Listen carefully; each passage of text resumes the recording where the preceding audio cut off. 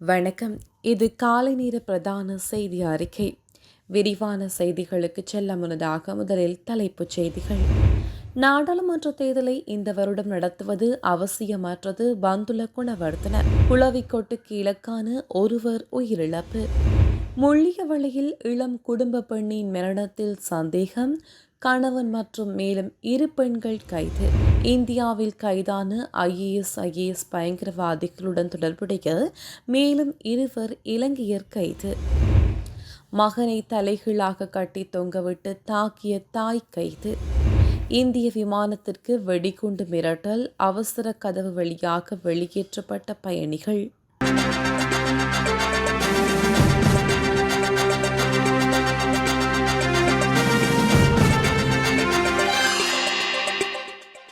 அரசியலமைப்பின்படி நாடாளுமன்ற தேர்தலை இந்த வருடம் நடத்துவது அவசியமற்றது என அமைச்சரவை பேச்சாளரும் அமைச்சருமான பந்துல குணவர்த்தன தெரிவித்துள்ளார்.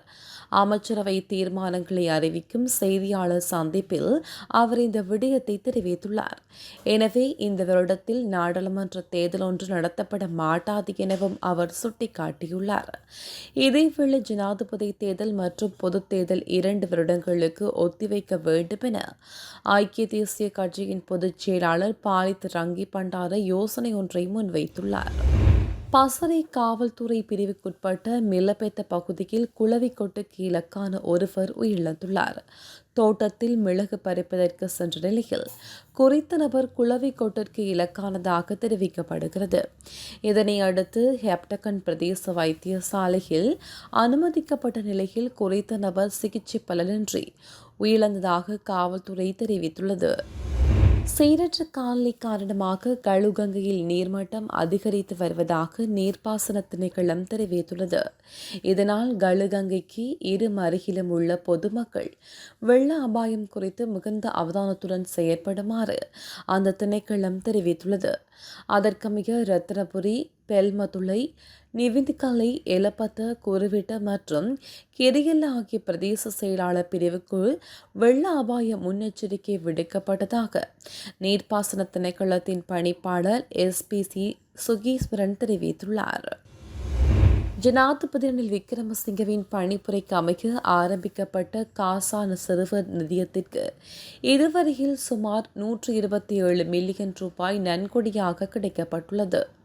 இதற்கு நாட்டில் உள்ள நன்கொடையாளர்கள் மற்றும் பல்வேறு அமைப்புகள் பங்களிப்பு செய்துள்ளதாக ஜனாதிபதி ஊடகப் பிரிவு தெரிவித்துள்ளது. அத்துடன் பல்வேறு தரப்பினரிடம் இருந்து பெறப்பட்ட கோரிக்கைகளின்படி இந்த நிதியத்திற்கு நன்கொடை வழங்குவதற்காக கால அவகாசம் எதிர்வரும் 31ஆம் தேதி வரை நீடிக்கப்பட்டுள்ளது. இந்தியாவின் குஜராத் கைது செய்யப்பட்ட ஐஏஎஸ் பயங்கரவாதிகள் என சந்தேகிக்கப்படும் 4 இலங்கையர்களுடன் தொடர்புடைய மேலும் 2 பேர் சிலாபம் பங்குதனிய பகுதியில் கைது செய்யப்பட்டுள்ளனர். பயங்கரவாத தடுப்பு பிரிவினால் குறித்த நபர்கள் கைது செய்யப்பட்டுள்ளதாக காவல்துறை தெரிவித்துள்ளது. கைது செய்யப்பட்ட 2 சந்தேக நபர்களும் சகோதரர்கள் எனவும் காவல்துறை தெரிவித்துள்ளது. இந்தியாவில் கைது செய்யப்பட்ட ஐஏஎஸ் பயங்கரவாதிகள் என சந்தேகிக்கப்படும் 4 இலங்கையர்களையும் இலங்கையிலிருந்து ஓஸ்மன் ஜெராட் என்பவரை வழிநடத்தியுள்ளதாக பாதுகாப்பு பிரிவினர் சந்தேகம் வெளியிட்டுள்ளனர். குறித்த சந்தேக நபர் தொடர்பான தகவல்கள் வழங்கும் நபருக்கு 20 லட்சம் ரூபாய் சன்மானம் வழங்கப்படும் என காவல்துறை தெரிவித்துள்ளது. ஓஸ்மன் ஜெராட் எனும் நபர் தமது தோற்றத்தை அடிக்கடி மாற்றியிருக்கலாம் எனவும் காவல்துறை தெரிவித்துள்ளது. 46 வயதான குறித்த சந்தேக நபர் தெமட்டகுட பகுதியைச் சேர்ந்தவர் எனவும் தெரிவிக்கப்படுகிறது. குறித்த நபர் தொடர்பான தகவல்களை பொதுமக்கள் அறிந்திருப்பின் காவல்துறையின் 0718591753 அல்லது 0718591774 ஆகிய தொலைபேசி இலக்கங்களுக்கு அறிவிக்குமாறு தெரிவிக்கப்பட்டுள்ளது. கடந்த 20ஆம் தேதி ஐஏஎஸ் உறுப்பினர்கள் என்ற சந்தேகத்தின் அடிப்படையில் குறித்த 4 இலங்கையர்களும் அகமதாபாத்தில் குஜராத்தில் கைது செய்யப்பட்டிருந்தனர். கைதானவர்கள் தொடர்பில் இலங்கையின் பாதுகாப்பு பிரிவினர் விசாரணைகளை முன்னெடுத்திருந்தனர். அவர்களில் ஒரு சந்தேக நபரான மொஹமட் துல்ரஸ் சிங்கப்பூர், மலேசியா, துபாய் உள்ளிட்ட நாடுகளில் இருந்து தொலைபேசி உபகரணங்கள் மற்றும் மின்சார சாதனங்களை இறக்குமதி செய்து கொழும்பில் விற்பனை செய்த ஒருவர் என்பவர் எனவும் தெரிய வந்துள்ளது. கொழும்பில் தங்கியிருந்த நுஸ்ரத் 2020 ஆண்டு செப்டம்பர் மாதம் 16 தேதி ஹெரோயினை வைத்திருந்த குற்றச்சாட்டில் கைது செய்யப்பட்டிருந்தார். அதே நேரம் முகமது நப்ரான் இலங்கையில் திட்டமிட்ட குற்றச்செயல்களில் ஈடுபடும் குழுவின் தலைவராக பொட்ட நௌப்ளியின் மகன் ஆவார். அவர் 16 வயதிலிருந்து இந்தியா, துபாய் உள்ளிட்ட நாடுகளில் இருந்து பொருட்களை கொண்டு வருவதுடன் தமது தாயாருடன் இணைந்து வர்த்தகத்தில் ஈடுபட்டு வந்துள்ளார். அவர் 2017 ஆண்டு ரத்தினம் மற்றும் ஆபரண குற்றச்சாட்டுகள் சட்டத்தின் கீழ் கைது செய்யப்பட்டிருந்தார். கைது செய்யப்பட்டுள்ள ஏனைய 2 உறுப்பினர்களான முகமது பாரிஸ் மற்றும் முகமது ரஸ்டின் ஆகியோர் இந்தியாவிற்கு முதல் முறையாக சென்றுள்ளதாகவும் தெரிவிக்கப்படுகிறது. முகமது பாரிஸ் புறக்கோட்டையில் கூலி தொழிலாளியாக பணியாற்றி வந்ததுடன் கடந்த வருடம் மார்ச் மாதம் 11 தேதி மற்றும் நவம்பர் மாதம் 1 தேதி கொழும்பு குற்றப்புலனாய்வு திணைக்களத்தினால் கைது செய்யப்பட்டிருந்தார்.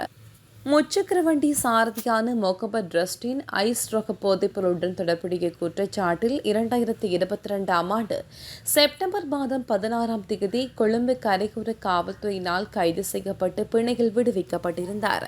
கடந்த 21 தேதி அவரது நண்பரான ஹமட் அமீர் என்பவரை கொழும்பில் குற்றப்புலனாய்வு திணைக்களத்தினர் கைது செய்திருந்தனர். குறித்த நபருடன் தொடர்புடைய இருவருமே தற்போது கைது செய்யப்பட்டுள்ளனர். கைதானவர்களின் வீட்டிற்கு கமின் ஹமீர் அடிக்கடி வந்து சென்றுள்ளதாக காவல்துறை தெரிவித்துள்ளது. ஏராவூர் பகுதியில் தமது மகனை தலைகீழாக கட்டி தொங்கவிட்டு தாக்கியதாக கூறப்படும் தாயொருவரை ஏராவூர் காவல்துறையினர் கைது செய்துள்ளனர். குறித்த சந்தேக நபர் 7 வயதுடைய தனது மகன் மீது சரமாரியாக தாக்குதல் நடத்தும் காணொலி என்று சமூக வலைதளங்களில் பகிரப்பட்டு வந்தது. அதற்கமைய முன்னெடுக்கப்பட்ட விசாரணைகளை அடுத்து 35 வயதுடைய சந்தேக நபர் கைது செய்யப்பட்டுள்ளார். பாதிக்கப்பட்ட சிறுவனை சட்ட வைத்திய அதிகாரிகளிடம் முன்னிலைப்படுத்த நடவடிக்கை எடுத்துள்ளதாக காவல்துறை தெரிவித்துள்ளது. அம்பாறை அட்டாச்சேனை பிரதேச சபைக்குட்பட்ட அஷ்ரப் நகர் மக்கள் பயன்படுத்தும் வீதியில் உள்ள பிரதான பாலம் சேதமடைந்தமையினால் அந்த வீதியை பயன்படுத்தும் மக்கள் பாரிய அசௌகரியங்களை எதிர்நோக்கி வருகின்றனர். கடந்த சில மாதங்களுக்கு முன்னர் ஏற்பட்ட வெள்ளப்பெருக்கு காரணமாக குறித்த பாலம் முழுமையாக சேதமடைந்ததாக தெரிவிக்கப்படுகிறது. எனினும் இதுவரையில் குறித்த பாலத்தை புனரமைக்கும் பணிகள் முன்னெடுக்கப்படவில்லை என அங்குள்ள மக்கள் குற்றம் சாட்டி வருகின்றனர். இதன் காரணமாக பாடசாலை மாணவர்கள் உள்ளிட்ட பலரும் பாரிய அசௌகரியங்களை எதிர்நோக்கி வருவதாகவும் குறித்த வீதியூடாக பொது போக்குவரத்து சேவைகள் தடைப்பட்டுள்ளதாகவும் தெரிவிக்கப்படுகிறது. இலங்கையில் சிறுதோட்ட உரிமையாளர்களிடம் பணிபுரியும் தொழிலாளர்களுக்கு ஊழியர் நம்பிக்கை நிதி செலுத்தப்படுகிறதா என்பது தொடர்பில் ஆராயுமாறு தொழில் அமைச்சர் மனுஷ நாணயக்காரர் பணிப்புரை விடுத்துள்ளார். ஜனாதிபதி ஊடக மையத்தில் இன்று இடம்பெற்ற செய்தியாளர் சந்திப்பின் போது அவர் குறித்த விடயத்தை தெரிவித்துள்ளார். தொழில் திணைக்களத்தின் அதிகாரிகளுக்கு இந்த பணிப்புரை விடுக்கப்பட்டுள்ளதாக அவர் தெரிவித்துள்ளார். அத்துடன் 78,000 பெருந்தோட்ட நிறுவனங்கள் உள்ளிட்ட சிறுதோட்ட உரிமையாளர்களை ஊழியர் நம்பிக்கை நிதியம் செலுத்துவதாக தொழில் அமைச்சர் மனுஷ நாணயக்காரர் தெரிவித்துள்ளார். யாழ்ப்பாணம் போதனா வைத்தியசாலைக்குள் உந்துருளியை பிரவேசித்து ஊழியர் ஒருவரை தாக்கிய சம்பவம் தொடர்பில் கைதான சந்தேக நபர் எதிர்வரும் 11 தேதி வரை விளக்கமறியலில் வைக்கப்பட்டுள்ளார். சந்தேக நபரை இன்றைய தினம் யாழ்ப்பாணம் நீதவான் நீதிமன்றத்தில் முன்னிலைப்படுத்திய போதே இந்த உத்தரவு பிறப்பிக்கப்பட்டுள்ளது. வைத்தியசாலைக்குள் அத்துமீறி பிரவேசித்தமை, அரசு ஊழியர் ஒருவரை தாக்கியமை உள்ளிட்ட பல குற்றச்சாட்டுகளின் கீழ் சந்தேக நபருக்கு எதிராக வழக்கு பதிவு செய்யப்பட்டுள்ளதாக காவல்துறை தெரிவித்துள்ளது. இதேவேளை யாழ்ப்பாணம் போதனா வைத்தியசாலையில் ஊழியர் ஒருவர் தாக்கப்பட்ட சம்பவம் தொடர்பில் உடனடியாக விசாரணைகள் முன்னெடுக்கப்பட வேண்டும் என அரசு மருத்துவ அதிகாரிகளின் சங்கம் தெரிவித்துள்ளது. இந்தியாவில் இண்டிகோ விமானத்திற்கு வெடிகுண்டு மிரட்டல் விடுக்கப்பட்ட சம்பவம் பரபரப்பை ஏற்படுத்தியுள்ளதாக இந்திய ஊடகங்கள் செய்தி வெளியிட்டுள்ளது. வெடிகுண்டு மிரட்டலை அடுத்து விமானத்தில் இருந்த பயணிகள் அனைவரும் அவசர கதவு வழியாக உடனடியாக வெளியேற்றப்பட்டதாக தெரிவிக்கப்படுகிறது. நேற்றைய தினம் காலை டெல்லியிலிருந்து வாரணாசி செல்வதற்காக இண்டிகோ விமானம் புறப்பட தயாராக இருந்தது. இந்த நிலையில் இண்டிகோ நிறுவனத்திற்கு குறித்த விமானத்தின் வெடிகுண்டு வைக்கப்பட்டதாக மிரட்டல் விடுக்கப்பட்டது. இதனை அடுத்து உடனடியாக விமான நிலைய அதிகாரிகள், காவல்துறையினர், தீயணைப்புத் துறையினர் விமானத்தை விமான நிலையத்திற்கு ஒதுக்குப்புறமான பகுதிக்கு கொண்டு சென்றனர். அத்துடன் விமானத்தில் இருந்த பயணிகள் அவசர கதவு வழியாக வெளியேற்றப்பட்டனர். முல்லைத்தீவில் இளம் குடும்ப பெண் உயிரிழந்த சம்பவம் தொடர்பில் பெண்ணின் கணவன் மற்றும் மேலும் 2 பெண்கள் கைது செய்யப்பட்டுள்ளனர். குறித்த சம்பவம் முல்லைத்தீவு மொழியவிளை காவல்துறை பிரிவுக்குட்பட்ட பூதன்வயல் கிராமத்தில் இடம்பெற்றுள்ளது. பூதன்வயல் கிராமத்தினைச் சேர்ந்த இளைஞனை வவுனியா ஆச்சுக்குளம் பகுதியைச் சேர்ந்த 23 வயதுடைய இளம் குடும்ப பெண் திருமணம் செய்து 7 மாதங்களாக வாழ்ந்து வந்துள்ளார். இந்த நிலையில் நேற்று முன்தினம் அப்பகுதியில் உள்ள கிணற்றில் விழுந்து குதித்த பெண் உயிரிழந்துள்ளதாக முறைப்பாடு செய்வதற்காக பெண்ணின் கணவன் காவல்துறை நிலையத்திற்கு சென்றுள்ளார். எனினும் குறித்த இடத்திற்கு காவல்துறையினர் பிரவேசிப்பதற்கு முன்னர் அயலவர்கள் கிணற்றில் விழுந்த பெண்ணை மீட்டு முல்லைத்தீவு மாவட்ட வைத்தியசாலைக்கு கொண்டு சென்றுள்ளார்கள். இருப்பினும் பெண் ஏற்கனவே உயிரிழந்துவிட்டதாக வைத்தியர்கள் தெரிவித்துள்ளனர். சம்பவம் தொடர்பில் மொழியவிளை காவல்துறையினர் விசாரணைகளை மேற்கொண்டு வந்துள்ள நிலையில் சடலம் மீதான பிரேத பரிசோதனை நேற்றைய தினம் முல்லைத்தீவு மாவட்ட வைத்தியசாலையில் முன்னெடுக்கப்பட்டது. இதன்போது குறித்த பெண் கொலை செய்யப்பட்டிருக்கலாம் எனவும் சந்தேகம் எழுந்துள்ளது. இதனையடுத்து மொழியவிளை காவல்துறையினால் உயிரிழந்த பெண்ணின் கணவர் மற்றும் கணவருடன் வாழ்ந்து வந்ததாக கூறப்படும் நெடுங்கேணியைச் சேர்ந்த 2 பெண்கள் கைது செய்யப்பட்டுள்ளனர். சின்ன சேனலுக்கு எதா இருந்தாலும் அது கொஞ்சம் ஆதரவு கொடுங்க. உங்கள் பொண்ணான கையை கொண்டு அந்த பெல்லில் தட்டிடுங்க.